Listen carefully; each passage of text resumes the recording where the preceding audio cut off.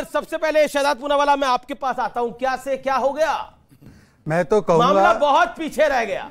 आज कम से कम ये सुनना बंद हो जाएगा कि लोकतंत्र मृतक है और ईवीएम जो है वो बिगड़ चुका है। तो कम से कम ईवीएम के लिए तालियां बजाएं। अच्छा एक बात बताइए, अब बजरंगबली पर आ जाते हैं। उसमें भी कांग्रेस ने एक ट्वीट करा है कि बजरंगबली की पूंछ में आग लगी है और लंका कहीं और जल गई है, यानी भारतीय जनता पार्टी की सरकार धुआं हो गई है। अब जवाब दे दीजिए इस बात का भी 20 सेकंड के अंदर। देखिए ऐसा है, उनको शायद ज्ञान नहीं है कि जो उत्तर प्रदेश में हमारी भारी मात्रा में जीत हुई है उसमें अयोध्या जी, वाराणसी में मतलब काशी जी और प्रयागराज मतलब महाकुंभ का जो गढ़ है वहां पर तीनों जगह भारतीय जनता पार्टी की जीत हुई है। अर्थात जो राम में विश्वास रखने वाले हैं लोग, उनको आज राम जन्मभूमि में जीत हुई है। और जिन्होंने राम जी के अस्तित्व पर सवाल उठाया आज वो भी बजरंगबली के लिए खड़े हो चुके हैं। ये हमारी वैचारिक जीत है। तो क्या आपको लगता है ये जीत, बीजेपी कह रही है हमारी वैचारिक जीत है, जैसे कांग्रेस गुजरात में अपनी वैचारिक जीत मान रही थी, बीजेपी कर्नाटक में अपनी वैचारिक जीत मान रही है? भगवान करे इनकी ऐसे ही वैचारिक जीत होती रहे, हमारी जमीन पे जीत होती रहे। अच्छी बात है। तो रोम से राम पे आए, इससे बड़ी जीत क्या हो सकती है? रोम से राम पे आ गए भाई। आचार्य जी। दूसरी बात यह है, शहजाद पूनावाला बड़े चतुर प्रवक्ता हैं, लेकिन अभी वो ये मान के भाषण दे रहे थे जैसे अभी चुनाव चल रहा है, एग्जिट पोल पे बोल रहे हैं भैया रिजल्ट आ चुका, ये सब रिजल्ट आ चुका। अब अमीश देवगन जी, आपसे बड़ी विनम्रता के साथ आपने मुझसे सवाल किया, मेरा जवाब सुनिए। बीजेपी के प्रवक्ता, बीजेपी पार्टी पहले तो ये बताए कि ये बजरंगबली की जीत है या बजरंगबली का नाम लेकर के जो बजरंग दल को आपने आगे किया उसकी जीत है। मुझे लगता है कि बिना बजरंगबली के कोई जीत संभव नहीं है और आज की जीत बजरंग दल की हार है और बजरंगबली की जीत है। इसलिए मैं सबसे कहूंगा कि बोलो बजरंगबली की। रहमान खान से बुलवा देते, उन्होंने बोला डर का नारा है। ठीक है, अब आचार्य जी अपनी बात को पूरा कर ले। आचार्य जी अपनी बात। Okay, let's be smart today. BJP has to learn this now. कि थोड़ा सपोर्टिंगली देखे। चुनाव में हार जीत होती है शहजाद, ये बड़ी जीत है कांग्रेस पार्टी की। अरसे बाद कांग्रेस को इतनी बड़ी जीत मिली। अमीश, दूसरी बात ये है कि मुझे लगता है संजीवनी है ये कांग्रेस के लिए। नहीं, संजीवनी है या ये भाई संजीवनी नहीं, ये संजीवनी नहीं है, ये बात, ये विषय नहीं है। विषय ये है कि ये बीजेपी की इतनी बड़ी हार क्यों हुई। मुझे लगता है कि भारतीय जनता पार्टी के जो नेता थे, जो इनके प्रवक्ता थे, उनका ना एरोगेंस का जो लेवल था वो बहुत बढ़ गया था, बहुत ज्यादा हो गया था। ये जीत और वहां इनकी हार, हमारी जीत होना जरूरी था, क्योंकि जब कभी एक आदमी का अहंकार बढ़ता है और वो दूसरे विपक्ष को एकदम ऐसे सोचता है कि बोलने नहीं देता, तो वो उसको झटका परमात्मा देता है, प्रकृति देती है और जनता देती है। एक्सपर्ट आपसे कुछ सवाल पूछा जा रहा है, आपका क्या सवाल है? अरे मेरी बात तो पूरा। अमीश देवगन, आपको इतनी जल्दी क्या है ना? अभी लगातार भाजपा पे जो प्रश्न उठा रहे हैं, आपने भी उठाया, तो मैं एक लाइन बोलना चाहता हूं। चर्चे आम हो तो किससे भी जरूर होते हैं, उंगलियां उन्हीं पे उठती हैं जो मशहूर होते हैं। अरे कांग्रेस तो लगातार हारती रही। राहुल गांधी 40 बार चुनाव हारे थे, तब मुझे बता दीजिए बजरंगबली किसके साथ थे? आप मुझे इसका उत्तर दे दीजिए। इस चुनाव में बजरंगबली आया इसलिए मुद्दा उठाया गया। ठीक, जी। और कर्नाटक का तो ये ट्रेंड रहा है, एक सरकार रिपीट नहीं होती है, वही अदला बदली होती है। वो कहते हैं ट्रेंड था, इसके अंदर बजरंगबली के होने ना होने का कोई नुकसान या फायदा नहीं। अमीश देवगन, 60 साल से ज्यादा कांग्रेस ने इस देश पे राज किया, इस देश पे हुकूमत की है, इस देश की जनता के आशीर्वाद से देश को चलाया है। लेकिन कभी हाँ, बात ठीक कह रहे हैं। मोस्ट इम्पोर्टेंट बिल्कुल। इससे पहले परिवार को देश मानते थे ये लोग। 2014 से पहले परिवार के अलावा देश था इनका कोई। इनका माँ बाप, माई बाप सब परिवार ही था, तो देश का मानते थे। अच्छा, अब मानने लगे। अब आचार्य जी से कई सारे सवाल है, संजय कुमार से 1-2 सवाल है। सवाल हमने तो 8 साल से सवाल हमसे ही किए, आपने इनसे तो किए नहीं। हमने सबसे करे सर। और ईवीएम छूट गई, अमीश पकड़ा गया। ईवीएम बच गई, अमीश पकड़ा गया। आचार्य जी, अच्छा सुनिए, आपके साथ ये इतने परेशान क्यों हैं? मैं आप बताइए, आप आज भी नहीं समझ रहे परेशान क्यों है? मैं बताऊं, मैं आप नहीं समझ रहे परेशान क्यों है? आपने इनकी एक सरकार छीन ली है और हार भी ऐसी वैसी नहीं हुई भाई, हार भी ऐसी वैसी नहीं हुई।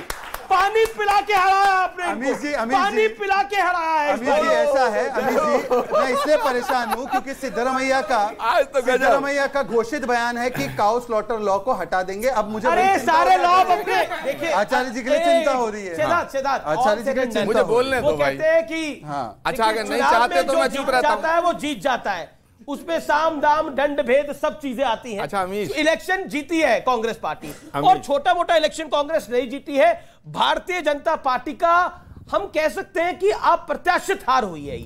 65 सीटें बीजेपी को और कांग्रेस की 135 के आसपास। अमीश, क्या आपको लगता है? नहीं, मुझे आपने 1 मिनट भी नहीं बोलने दिया। मैंने आपको बोलने दिया, आपने 3 मिनट बोला, आपको समझ दिया। बीच में आप बोले। अच्छा आप 30 सेकंड अपनी बात करो। ठीक है, अब मैं कहना चाहता हूं, लास्ट 30 सेकंड सुनिए। पहली बात, कर्नाटक की जनता ने यह सिद्ध कर दिया है कि इनके साथ बजरंग दल है, हमारे साथ बजरंग बली है, ये सिद्ध कर दिया। दूसरी बात सुनिए, हमारे साथ बजरंग बली भी हैं और हमारे साथ मौला अली भी हैं। अली भी हमारे साथ, बली भी हमारे साथ। और सुनिए महाराज, सुनो अमीश देवगन, अब तक मैं जरा थोड़ा सा बैकफुट पे खेल रहा था, अब जरा मैं बल्ला घुमाऊंगा। मैं आज आपके तो रॉबर्ट भी है भाई, सुनिए, बली और अली नहीं, रॉबर्ट भी है। एक सेकंड के साथ रॉबर्ट, एक सेकंड, बली अली और सबके वली, आपके वली रॉबर्ट भी है। हमें खुशी है। सुनिए, चर्चा को हम आगे बढ़ा रहे हैं, चर्चा को हम आगे बढ़ा रहे हैं। आचार्य जी आप कह रहे हैं बली, बजरंग बली भी आपके साथ है और आपने फिर अभी कुछ देर पहले अली का भी नाम लिया। क्या आपको लगता है बीजेपी आपको एक प्लान में फंसा रही थी लेकिन कांग्रेस फंस नहीं पाई? देखिए एक बात बताऊं आपको, अगर बजरंग दल वाला इशू नहीं होता तो और ज्यादा इनकी बुरी हार होती, और ज्यादा, इससे भी बुरी आप कह रहे हैं? इससे भी बुरी हार होती। अगर वहां नरेंद्र मोदी जी इतना शिद्दत से, इतनी ताकत से अपनी प्रतिष्ठा ये तो अच्छा ही है, मोदी ना लगाते। सुनो, अगर मोदी जी और गृह मंत्री जी गली गली, डगर डगर, नगर नगर, शहर शहर नहीं घूमते तो इनका सुपड़ा बिल्कुल साफ हो गया होता। क्यों? क्योंकि इनके नेताओं में जो अहंकार आ गया था उसका पतन होना सुनिश्चित था। और यूपी में वो अहंकार नहीं था। और सुनिए, हिमाचल यूपी में वो अहंकार नहीं था।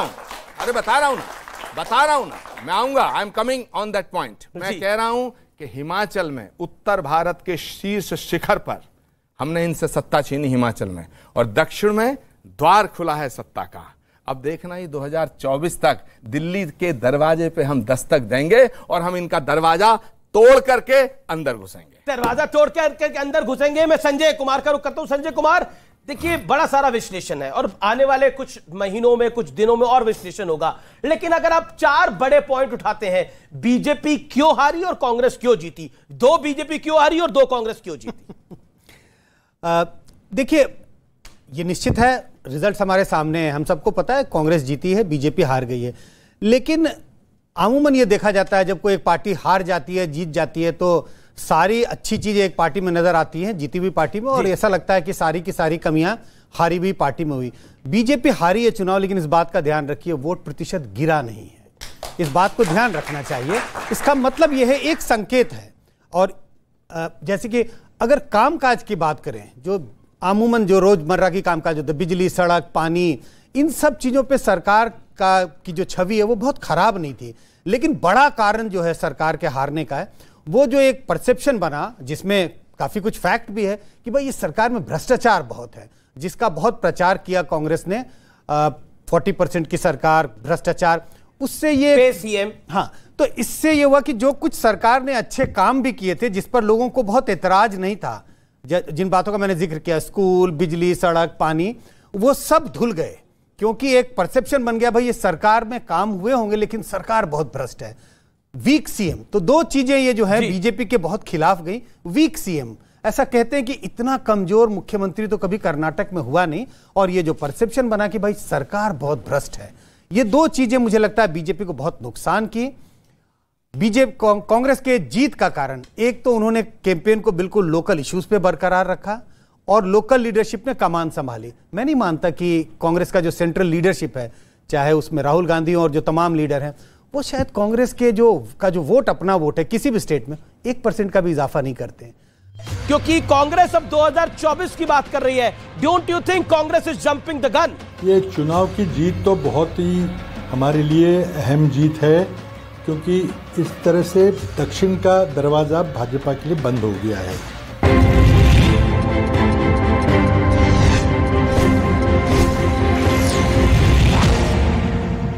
रब ने भी खूब जोड़ी बनाई है जनाब, मोदी भी लाजवाब है, योगी भी लाजवाब, मोदी भी लाजवाब, योगी भी लाजवाब, भ्रष्टों के हाल होंगे फिर ज्यादा और खराब, मोदी भी लाजवाब है, योगी भी लाजवाब, मोदी भी लाजवाब। कि कांग्रेस गठबंधन का गोला देकर सबको भरमा रही है, पीएम तो बनाएगी अपना और मेहनत नीतीश कुमार से करवा रही है।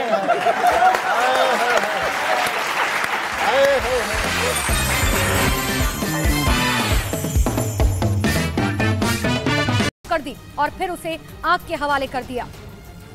और जिसकी सूचना मिलते ही पुलिस फौरन घटनास्थल पर पहुंच गई और मामले की गंभीरता को समझते हुए उन्होंने वहां पर धारा 144 लागू कर दी और हिंसा वाले इलाके में भारी पुलिस बल की तैनाती की गई ताकि वहां दोबारा हिंसा न शुरू हो जाए। और यही वजह है कि हिंसा वाले इलाके में भारी पुलिस बल की तैनाती की गई। रात भर पूरे इलाके में पुलिस पेट्रोलिंग करती रही। उन्होंने लोगों से अफवाहों पर ध्यान न देने और शांति बनाए रखने की अपील की। किसी भी अफवाह या रूमर के ऊपर आप विश्वास न कीजिए। महाराष्ट्र के अकोला से हिंसा और आगजनी का जो वीडियो सामने आया उसमें पत्थरबाजी करने वालों के चेहरों पर जरा सी भी घबराहट और शिकन तक नजर नहीं आई। पुलिस ने इस मामले में 26 लोगों को अब तक हिरासत में लिया और जिनसे पुलिस फिलहाल पूछताछ में जुटी हुई है। पुलिस के मुताबिक उन्होंने सोशल मीडिया पर पोस्ट को वायरल करने वाले आदमी की पहचान कर ली और उसी पोस्ट की वजह से अकोला में हिंसा फैली और शहर के कई इलाके जल उठे। घरों के बाहर खड़ी हुई जली हुई गाड़ियां और मोटरसाइकिल गवाही देती हैं कि एक रात पहले यहां कितना भयावह मंजर रहा होगा। इस हिंसा में 8 लोग घायल बताए गए, जिसमें 2 पुलिस वाले भी शामिल हैं। जानकारी मिली कि धार्मिक भावनाएं भड़काने के मामले में यहां हिंसा फैली। हालांकि पुलिस के मुताबिक अब हालात काबू में हैं। पूरी परिस्थिति कंट्रोल में है। हिंसा के बाद से ही पूरे इलाके में दहशत का माहौल है। लोगों की पूरी रात डर के साए में गुजरी। पुलिस इस मामले में मुकदमा दर्ज कर 26 लोगों को अब तक हिरासत में ले चुकी है। उधर गुजरात के बोटाद में नदी में डूबने से 5 लड़कों की मौत हो गई। पुलिस के मुताबिक 2 लड़के अपने रिश्तेदार के साथ नदी में नहाने के लिए गए थे और नदी में नहाते वक्त वो अचानक डूबने लगे। उनके रिश्तेदार ने जब मदद के लिए शोर मचाया तो उन्हें बचाने 3 लड़के फौरन वहां पहुंच गए, जिनकी भी नदी में डूबने से मौत हो गई। उसको बचाने के लिए पड़े थे तो उनकी भी ड्राउनिंग की वजह से डेथ हुई है। नदी में 5 लड़कों के डूबने की खबर मिलते ही पुलिस की एक टीम फौरन घटना वाली जगह पहुंची, जिन्होंने उन लड़कों के शवों को नदी से बाहर निकाला। जिन 5 लड़कों के डूबने से मौत हुई उनकी उम्र 16 से 17 साल बताई गई।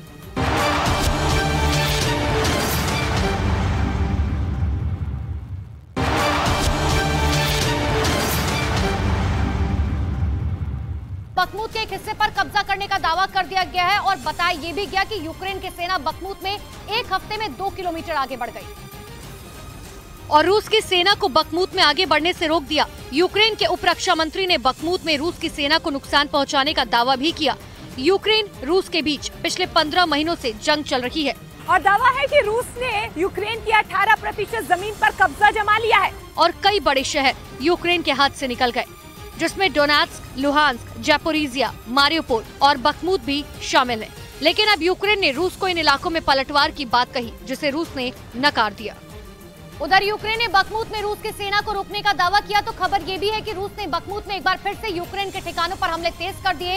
रूस के रक्षा मंत्रालय ने दावा किया कि पिछले 24 घंटे में यूक्रेन के कई सैन्य ठिकानों को तबाह कर दिया गया, जिसका रक्षा मंत्रालय ने वीडियो भी जारी किया, जिसमें रूस के टैंक दुश्मनों पर गरजते दिखे तो वहीं एयरक्राफ्ट दुश्मनों के ठिकानों पर बम बरसाते दिखे।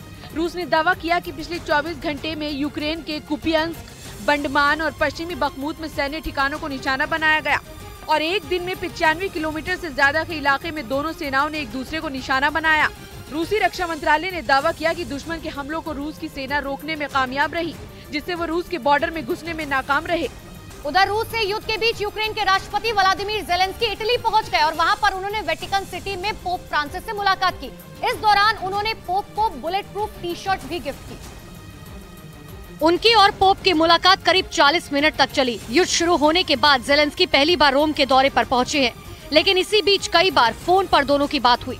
पोप फ्रांसिस युद्ध खत्म कराने वाले एक शांति मिशन में भी शामिल रहे और 30 अप्रैल को हंगरी की यात्रा से लौटते वक्त फ्रांसिस ने कहा था, अभी एक मिशन है लेकिन वो सार्वजनिक नहीं है, जब ये सार्वजनिक होगा तो मैं इसका पर्दाफाश करूंगा। उनका ये बयान रूस और यूक्रेन के बीच जारी युद्ध को समाप्त कराने के बारे में था।